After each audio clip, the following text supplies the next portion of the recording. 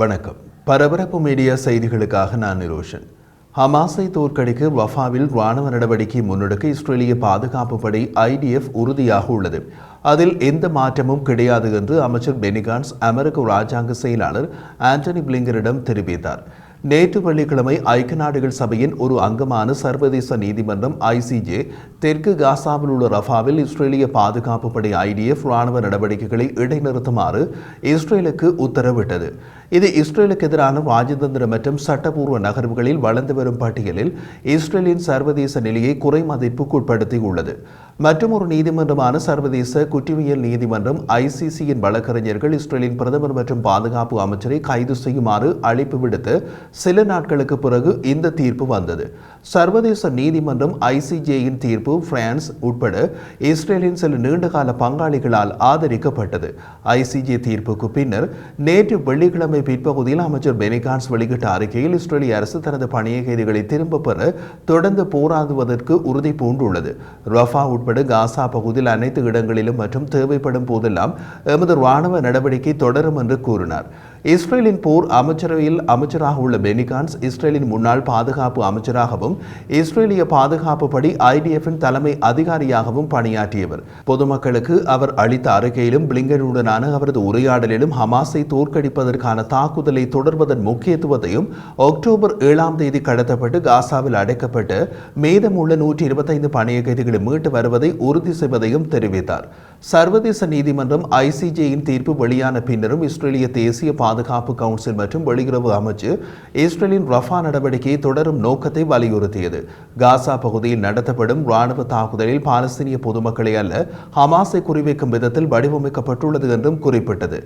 ICJயால் வெளியிடப்பட்ட உத்தரவில் இஸ்ரேல் தனது முழுமையான அல்லது பகுதியான அனைத்து ராணுவ தாக்குதல்களையும் நிறுத்த வேண்டும் என்றும் ரஃபா பகுதியில் உள்ள அனைத்து நடவடிக்கைகளையும் நிறுத்த வேண்டும் என்றும் காசாவில் பாலஸ்தீன மக்களின் வாழ்க்கை நிலைமைகளை அது உடல் ரீதியாக அழிவுக்கு கொண்டு வரக்கூடும் என்றும் குறிப்பிட்டிருந்தது.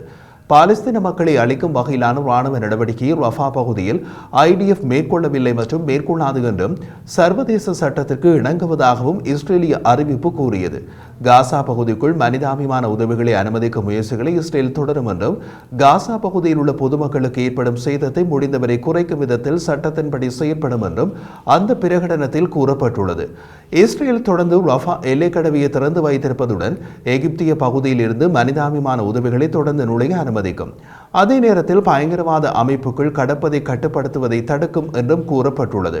இனப்படுகொலை தொடர்பாக சர்வதேச நீதிமன்றம் ICJயில் இஸ்ரேலுக்கு எதிராக தென்னாப்பிரிக்காவின் குற்றச்சாட்டுகள் தவறானவை, மூர்க்கத்தனமானவை மற்றும் அருவருப்பானவை என்று இஸ்ரேலிய அறிக்கை வலியுறுத்தியது.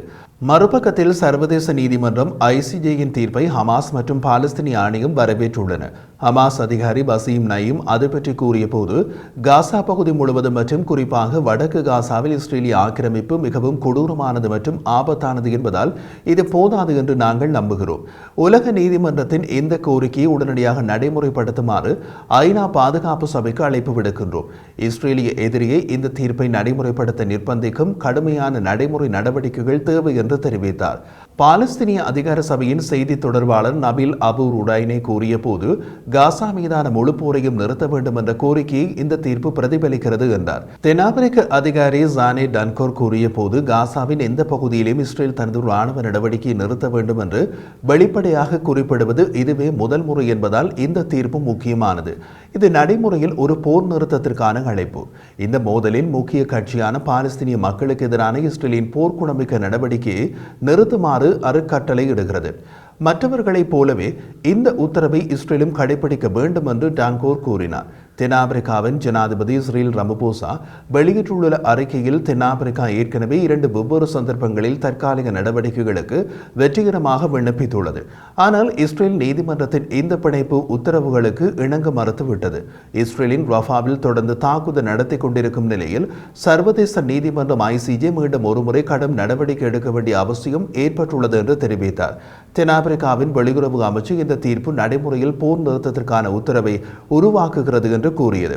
ஐரோப்பிய ஒன்றியத்தின் வெளியுறவு கொள்கை தலைவர் ஜோசப் போரல் கூறிய போது, இன்று வெளியிடப்பட்டுள்ள சர்வதேச நீதிமன்றத்தின் தீர்ப்புக்கு ஐரோப்பிய ஒன்றியம் என்ன பதிலளிக்கப் போகிறது?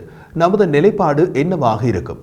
சட்டத்தின் சர்வதேச நிறுவனங்களுக்கு நமது ஆதரவை அல்லது இஸ்ரேலுக்கு நமது ஆதரவை நாம் தேர்வு செய்ய வேண்டும் என்று குறிப்பிட்டார். ஐசிஜேயின் முடிவை எகிப்து வரவேற்றது.